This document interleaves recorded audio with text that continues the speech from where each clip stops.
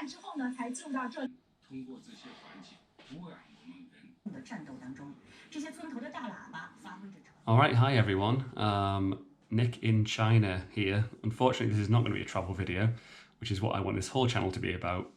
It's obviously going to be about the coronavirus because it's completely dominating every part of people's lives in the country at the moment. And quite frankly, I have nothing else to do as being stuck at home all day. I might as well make a video. So I'm just going to tell you today kind of what's going on in Xi'an and my own personal experiences of what I've seen and what I've experienced, and kind of what I think the situation is as far as I can see. Basically, here in Xi'an, they are being very cautious about everything, which is great. It's not on full lockdown, I don't suppose, like not like Hubei or Wuhan is, but they have stopped a lot of flights, long distance buses, people coming in at the border of the province. In the city itself, basically, they've stopped almost all public transport. The subway is still running, but you have to take your ID and your passport and things and register every time you take it. I'm not going to take it anyway. And buses have stopped. So I went out on the bike yesterday. As you can see by the footage that's on right now, it's very, very quiet outside. Largely because there is no public transport. There's very few taxis running.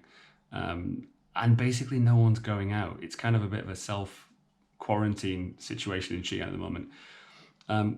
We do still have to go out sometimes, so there's no getting away from it. People have to go and buy groceries and water and stuff. So you can't avoid going out. But it's, I mean, I'm out for a few minutes a day, pretty much. That's the situation. So I've been back in China for just over a week. I came back at obviously the worst time possible, because I was in England just before that. And yeah, our lives have just become sitting in the apartment, occasionally running out to buy something, and avoiding that as much as possible. But I did get on the bike, and the bike was fun. I mean, there's no traffic on the road, so it's a little bit like 28 days later. It's just deserted. It's absolutely deserted, especially the main roads. My street that I live on is it's pretty residential. There's like loads of people live nearby, so there are people walking around, but by and large, it's very, very quiet. This guy, however, was still having a good time playing random music out of his bike.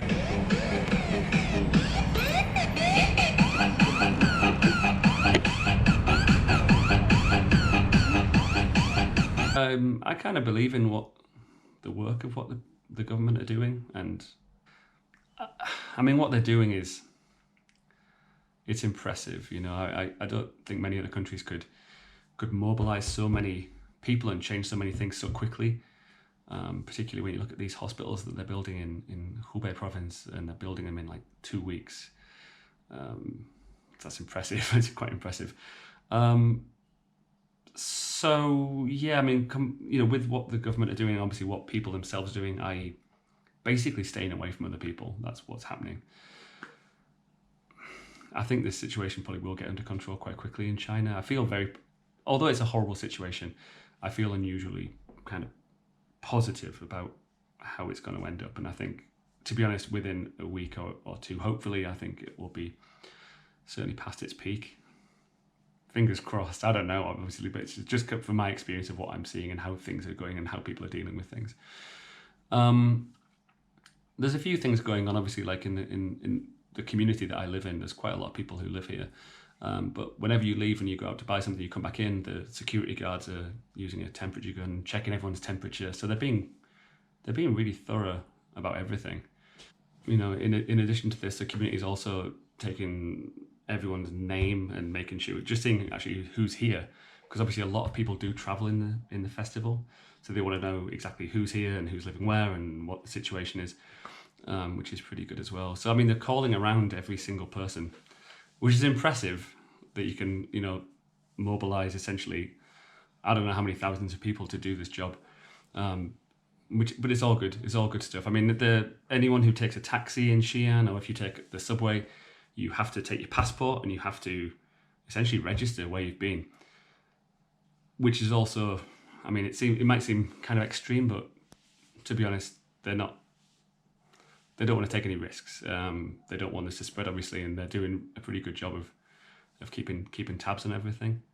Obviously, it's very easy to, especially when you sat at home like I am all day, and you're on the internet and you're reading just endless crap, essentially, that people are writing, rumors and stuff.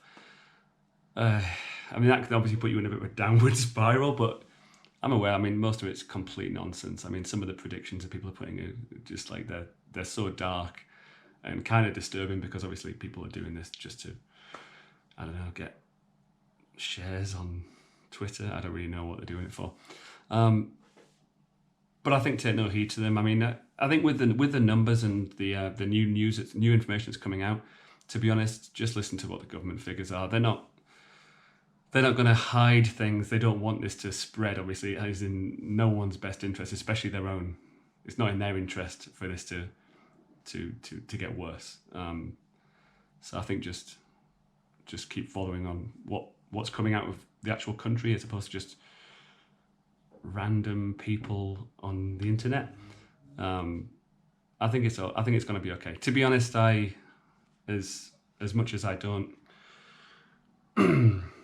feel good about the situation, I'm also not that worried about it at the same time. I'm being careful myself. I'm wearing a mask and all that kind of stuff, especially when I was on a bike.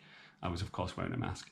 But I do feel like they're going to get it under control. The numbers are horrible to look at, because obviously when they're releasing this new data, essentially you are looking at numbers of people who potentially can die or have died, which is a horrible thing to be kind of judging and balancing day to day. But like I said, the numbers at the moment look, well, they're not increasing at like this insane exponential rate. And I think that a lot of that is because of the measures that have been taken, not just by the authorities, but also just by people themselves. People are just staying in. There's nothing going out on the street at all, which is pretty good. Still a few people playing ping pong outside my building though. But you can't stop that, I suppose, in China. We're getting updated really regularly with information in China as well, which is pretty good. Again, other stuff which I think is very important, and the government, I think, are doing really, really well about the local government here in Xi'an. They're basically, whenever there's a new case in Xi'an or in the province or wherever you are, in which city, they provide the information of that person. So maybe their age, or if they're a male or female. But more importantly than that, they're also providing, if this person has travelled from somewhere, which basically they always have, they're providing the information on the bus or the train or the plane they were on, the number of those things, and the carriage they were on. So obviously you can kind of check yourself to see if you were in close contact with this individual, which is great. I mean, it is quite important. I came back from Chengdu on the 22nd, I think, on a train, and you do worry. Like, the incubation period for the disease is like 10 to 14 days or something like that. So you do kind of think about it. It's like, oh my God, I was on a train, there was people coughing around me. Actually, there are always people coughing on a train, that's just the deal. But the fact that you can check a few things is pretty helpful, I think. So yeah, the information that we're getting, I think, is good. And it does give you a bit of peace of mind, I think. So I did go to the supermarket the other day, which was a pretty horrible experience, to be honest. They're the only places left that are actually full of people. And obviously you want to avoid places with a lot of people in them. It was quite busy, and I mean, everyone was wearing a mask and being pretty cautious, which is good. But it was still a bit of a strange experience. And I think, there was a little bit of panic buying going on, especially if some products, like things like instant noodles and stuff, were just completely sold out, like just gone. There's no need for that, I don't think. I think that's literally just people going a bit crazy. Everything else is fully stocked. I don't think there's actually any real change in the supply chain of things being brought into the city or anything, so I'm not sure why people are freaking out like that. I think for me, the thing that I found most difficult is just I'm seriously bored. It's like just being in your apartment all the time, I'm not a kind of person who's very good at doing that, I think. So I'm getting a bit of cabin fever, I think. It was good to get out for 15 minutes yesterday, but that's the most I've been out in the last week, basically. Yeah, no, it's not great. Anyway, so I suppose some final thoughts. I might do another video on this. Depends how long it goes on for, and it might just relieve some of my boredom. But basically, it's a crap situation. You know, it's not great, and everyone I know is basically saying the same thing online on WeChat Messenger and things. Everyone's just really bored, like, but understands the severity of the situation, and therefore is doing what they have to do.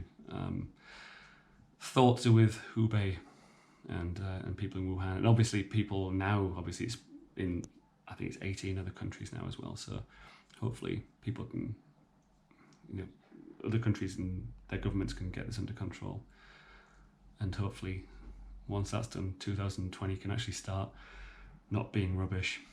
All right, so I think I'll sign off there. There might be another update on the way. Let's see what next week brings.